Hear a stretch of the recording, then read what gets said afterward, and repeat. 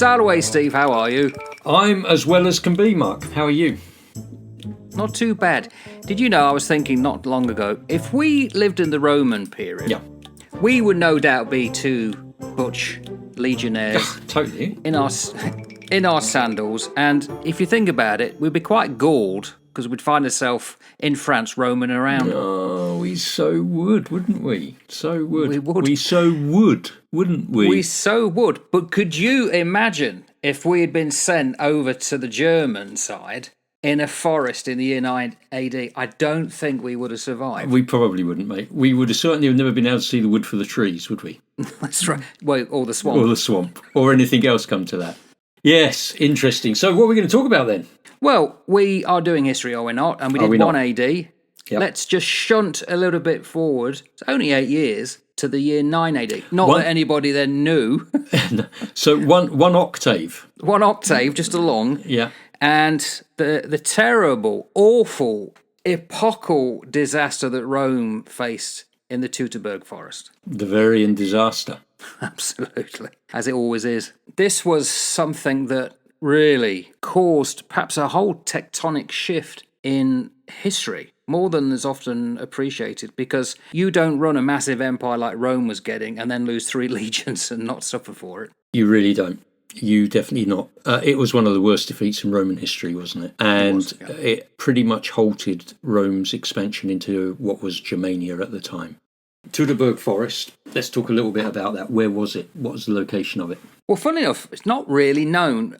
I think it was in the 1900s. There was a place that I think a guide was taken by a child up towards a hill in a thick, typical, almost like Black Forest area. And someone said, yeah, this is where it is, because they had this sudden epiphany. And anyway, you can go there, and there is this huge plinth with Arminius on top. Interestingly, Arminius is looking towards Paris, because this was done at a time when the Prussians and the French were confabulating against each other, and there would be the War of 1870, the Franco-Prussian War. So it's more a statement about that than really what happened at this point. I saw a program with Tom Holland, and there is a place now you can go to where they think it potentially did happen. Is that Calacreus? Yes. Yeah. And he said that what's interesting about that, you can see the little bit of swamp, and you get on the hill and there's these trees, but where it was filmed, you see this like vantage point with almost metal rat run, which replicates what had been created to funnel the Roman army, the 3 legions through. And he said he can't help thinking it looked very Holocaust-like, very concentration camp. Yeah, and if that is the area, so that's quite close to the modern city of Osnabrück, if that is the area, then you're talking a total area of around about 3,500 kilometres square, so 1,300 square miles. Big area, dense forests made up of like oak and beech and spruce trees, which make visibility and movement. Now we're talking Roman legions, so visibility and movement really key to part of their tactics. Then you've also got quite a hilly landscape as well, because elevations will go up to around anything from 200 to 400 metres above sea level, which also, like you say, that gives us natural bottlenecks for if you're looking at guerrilla-type warfare. Then you've got the swamps and marshes, which, think again, Roman legions ploughing through there with all of their heavy battle gear makes travel through swamps and marshes really, really difficult. Slow Roman troop movements, and those narrow pathways which allowed for limited space for the Roman legions to do their manoeuvres, which would all contribute to what happened to them. So I think it's a pretty good bet that we're generally in the right area. So it's 9 AD, Imperial Rome is coming towards the largest part that it ever got to. It was yet to really push into England and certain parts. It was under Augustus. Yeah. The Pax Romana was beginning to take place, but in his lifetime, Augustus, there'd been a terrible civil war. And so this was an opportunity to settle down and start expanding out. And from our own interest, of course, Judea had already been taken, northern Spain, and now northwest Germany was being marched into. Where do you start with this? Because I think you could go back almost 25 years with the loss of an eagle of the 5th Legion, the Legio, whatever 5 is in Roman, at Lodi, 25 years before and had not gone down very well with the Roman army. So if you lose the eagle, Yeah. it's like the epitome of the imperial statement of this is who we are. You want to get it back. Absolutely. Yeah, you cannot lose face like that. The Romans had been looking to expand their influence at this time, hadn't they, into Germania? They had been looking to try and Romanize that region. And Yeah, we've got Augustus sent his adoptive son, Drusus. And we've got two main characters that I've sort of picked out as I've been looking at this. You've obviously got Varus, who was the Roman governor who was tasked with overseeing that province. And then you've got Arminius, who is a Roman auxiliary, who was secretly working against Varus. And Varus, being unaware of this rebellion that was slowly brewing because Arminius was trying to sort of secretly unite Germanic tribes against Rome, then marched those three legions, which was 17th, 18th, 19th, wasn't it, legions into the bush and deep into Germanic territory. 20,000. Tricked by Arminius into taking a real vulnerable route through the dense forest. So there's two figures here, and I don't know whether or not you have got any knowledge about them. So Arminius, who was he? What was he all about? Well, he knew Roman tactics. Yep. He knew how the Roman army fought, which is why he was canny enough to say, right, we can't beat the Roman army full frontal. He would have had some contact with the army, and he knew that if you stretch them out rather than full frontal, then you're going to be able to attack them. And of course, the whole point of this Teutoburg forest is that they allowed the Romans to march in. And they didn't just march in with the soldiers, they had the baggage train behind them, they had the cavalry in front, and it was getting dark. And suddenly the Romans found that they were being funneled along this path. And I think they stopped, and then as soon as they could said, right, we're going to get out of here as quick as we can, and started to move. Well, of course, you get to bottlenecks, people stop. It's like a bad road. It's like getting into Auckland here. Suddenly, no one knows why the cars are slowing down. It's because you go from 4 lanes to 2, then to 3, and it slows everything down. It was the same with the army. But as a man himself, he was able to plan all of this and get enough men together that he could wipe out the controlling, occupying force of 3 legions, which had never been done before. Apart from that, as you said, there was the rebellion of the Cherusci tribe under Arminius. It was brewing. I guess if you can show that you can destroy the Roman army, you are the most powerful force in that region. He was a Cherusci chieftain, wasn't he, Arminius? So he came out of that tribe, and as a former Roman auxiliary, he had actually been sent to Rome to be educated, and he trained as a soldier there.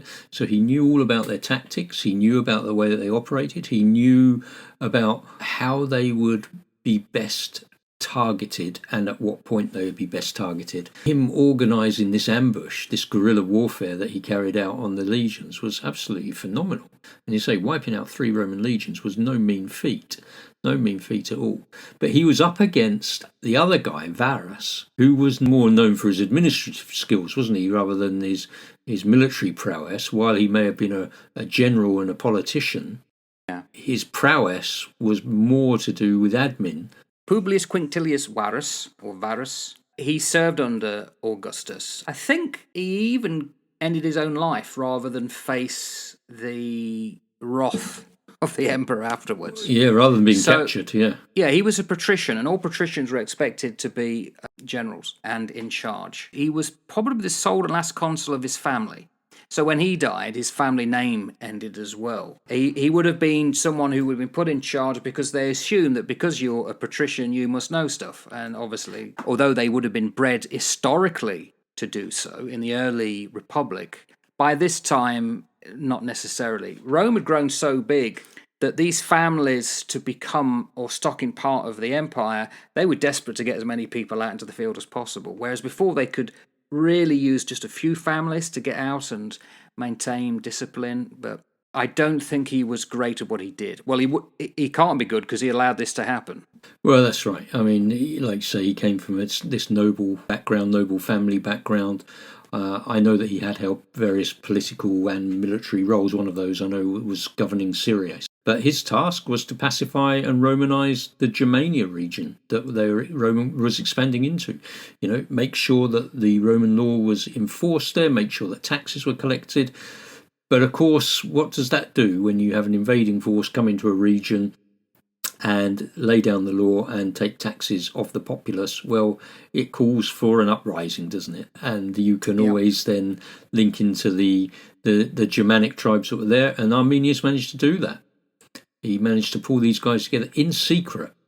That's something that's quite an achievement, to pull that off in secret, because Rome would have had its spies, it would have had its informers, it would have had its snouts out on the ground there, and he managed to keep that sufficiently tight and organised that come the day, the battle, 9 AD, the Roman legions, 3 in number, were given a bish bash bosh, weren't they? The other thing about Arminius, you did say he had gone to Rome. He was a citizen, and he'd actually become rank of equestrian, eques. He'd also been involved in a previous revolt. I think it was called the Great Illyrian Revolt. So he knew, he'd had experience of this. This wasn't new to him. And obviously he had been sent to Germania to aid Varus. Yeah. So this is like your right-hand man who's suddenly now going to go against you. Yeah, A2 Brutus. A2 Brutus. Absolutely. That really is. That is somebody really stabbing you in the back. I mean, that was probably the biggest failure of Varus, that he trusted him to point him in the right direction, and he led him down this narrow, swampy, foresty area that over several days, because this didn't happen overnight, this was over a period of days, the 15 to 20,000 troops were slaughtered. I don't think Arminius was that old. I don't think he'd even come out of his 20s, if I remember. No, he would have been probably, well, he was probably born circa 18 BC, something like that. So by 9, so what are you looking at, 27, 28? He probably came across as a young, affable, somebody you can trust. He knew the area. He was part of the Cherusci tribe. No, it ain't going to happen. Shafted, mate. Totally shafted them.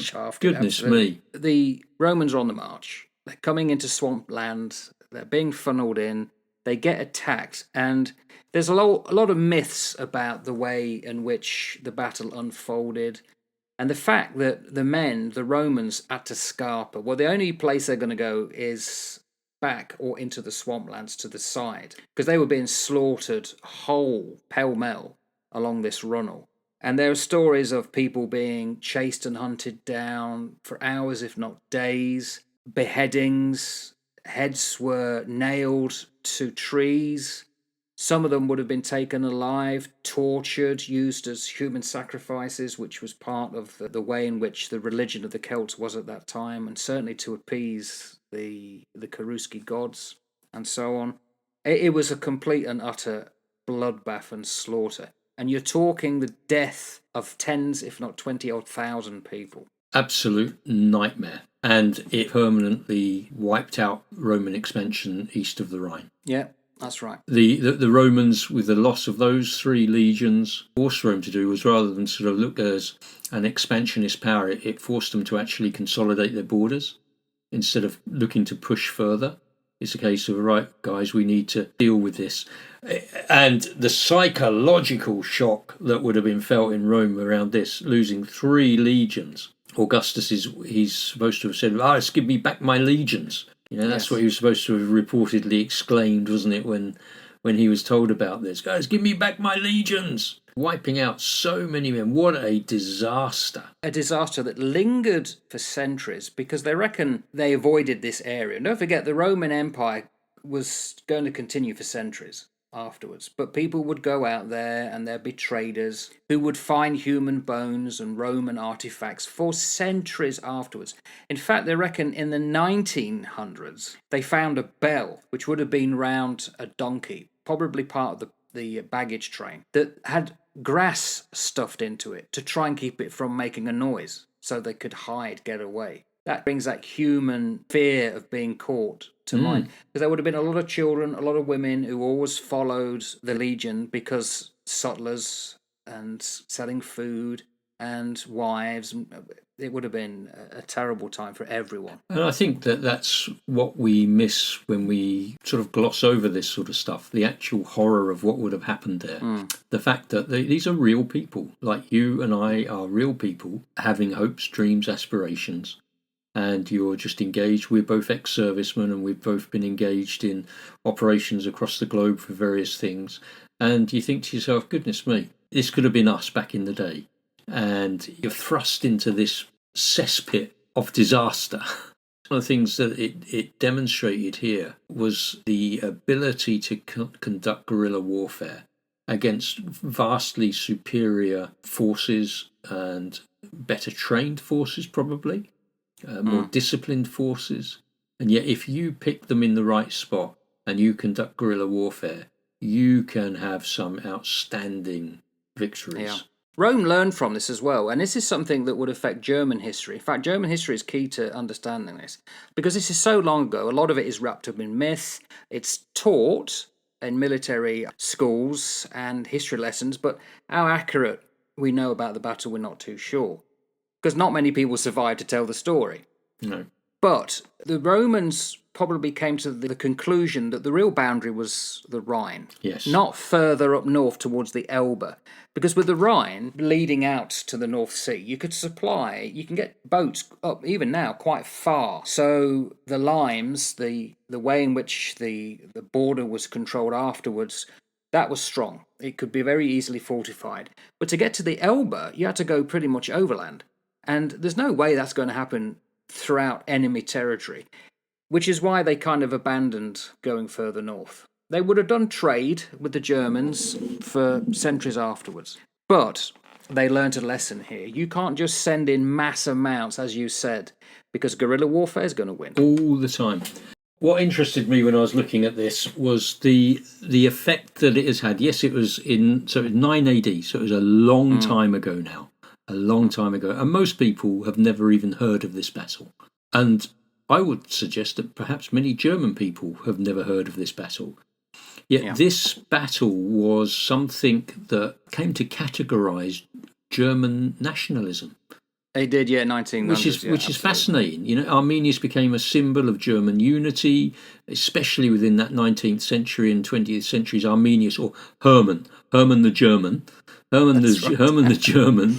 He was a nationalistic figure. The Hermann's Denkmal monument in Germany commemorates him, and he became a significant figure in the German national identity. So from 9 AD right into 1900s and the 20th century, you know. Yeah. It's fascinating that a battle like this, committed so many hundreds of years ago, can feed into modern day political links.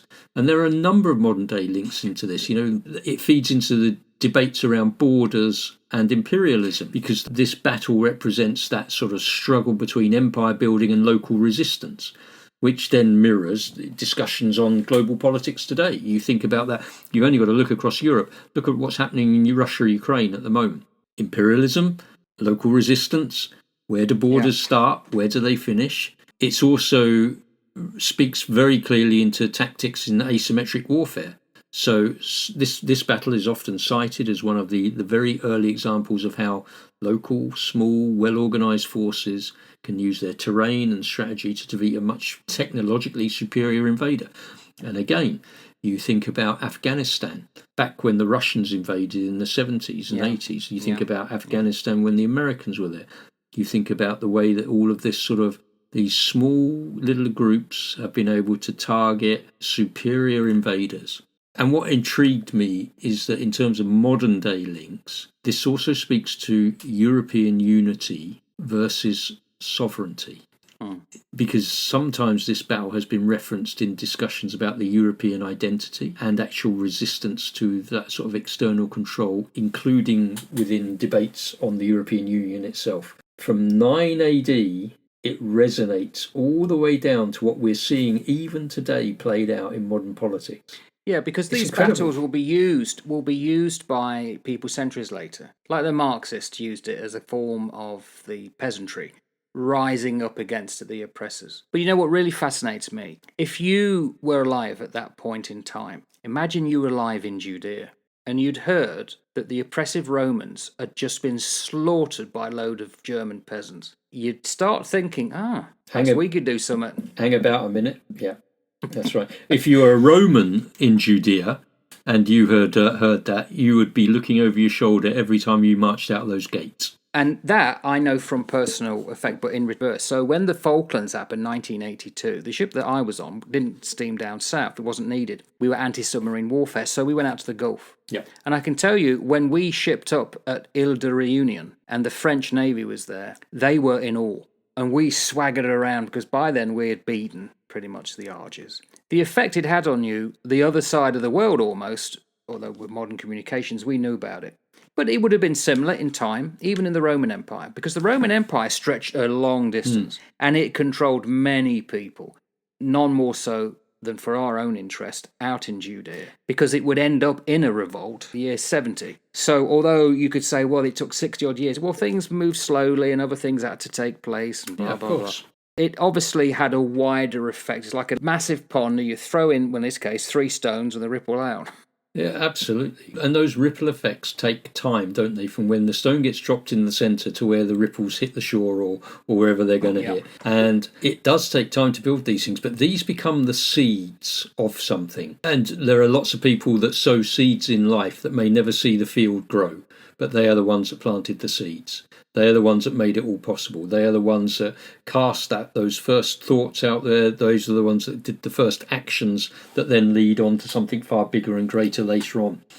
I have got no doubt that this would, from a military perspective, from a psychological perspective, this would have been horrendous. It would have absolutely knocked the Romans. And so the retaliation should then have been massive. It should have been absolutely massive. The Romans should have gone in there and retaliated and wiped everything out. And so they did. They tried, didn't they? They launched campaigns into Germania, led by Germanicus, but they failed to reclaim the region. They failed to do it. And you think to yourself, you've retaliated, but even in your retaliation, you haven't been able to reclaim that region. No. But it would be similar in Britannia when the Romans got there. And they would end up with the Bordecan Revolt, and they could never get beyond a certain distance north, and they tried, and then they got the Antonine War, and then that would have to come back to the Hadrian's War. There's all these things like tides coming in and out, but we must remember that in the general scope of the history of Rome, they weathered this. They had enough size and manpower that it's a bit like Russia when they were invaded during Barbarossa. They lost millions of men, but they could still get back together and end up winning. Yep. Rome was very similar. They learnt from it, not necessarily universal, but they managed to weather it, and things would happen and they would carry on. They wouldn't collapse for another 4 centuries. Yeah, which is pretty impressive when you think of the length of empires around the world. They were going for quite a few years, weren't they? Must have been pushing 800, 900 years. By the time year 1 came along, Rome had dated itself ab urbe condita, 753 years. And then it was going to go at least another to the 400s in the Common Era, the AD era. So it's a long time, 1,000 years. Yeah, that's a good empire in terms of length. It is. Although you could argue that it was only an empire for a certain amount of time, and the empire at the end was nothing like it was at the beginning. No empires are they? This is something that we should learn, isn't it? That's right. If you are a megalomaniac dickhead who wants to set about an empire, look back in history and understand that it will never work long term. It might serve you out for your 70 or 80 years, but it won't work long term. It just never does. One thing that always fascinates me about not so much this battle, but battles similar, where we have centuries of patricians believing that they should automatically take control. It was only in the modern era that we had the meritocracy of people could come up from the ranks and take control. But even the British suffered from this in our own time in the Navy. If you came up from the ranks, you could only go to a certain level. Lieutenant Commander, wasn't it? Commander, yeah. So it is something that still carries on with the patricians and we call them aristocracy now, don't we? Yeah, whether that's still the same in the Royal Navy, I don't know. It certainly was in our time. I don't think so. Yeah, it was in our time. You know, you could only get to a certain level, and there's certain things that you'd never be able to do as well.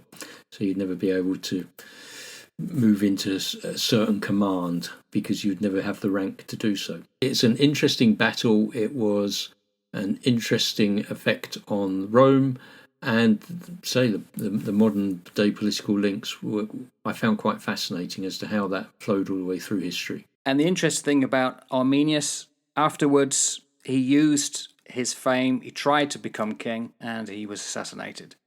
Oh, yeah, he was, wasn't he? Yeah. 21. Yeah. So however good you are, and however later you're going to be used as like a figurehead for nationalism, may not be what actually happened. No, assassinated by his own people. What a nightmare. What a nightmare. It's like How ungrateful. You ungrateful twats, you. Here I am. I wipe out 3 legions for you, and what do you do? Yeah. Goodness me. Yeah. That's so ungrateful. That's just so rude. It is bloody rude. Yeah. It's almost as rude as 2 Romans talking to each other and said, "What do you call a smiling Roman with pubic hair in his teeth?" Gladiator.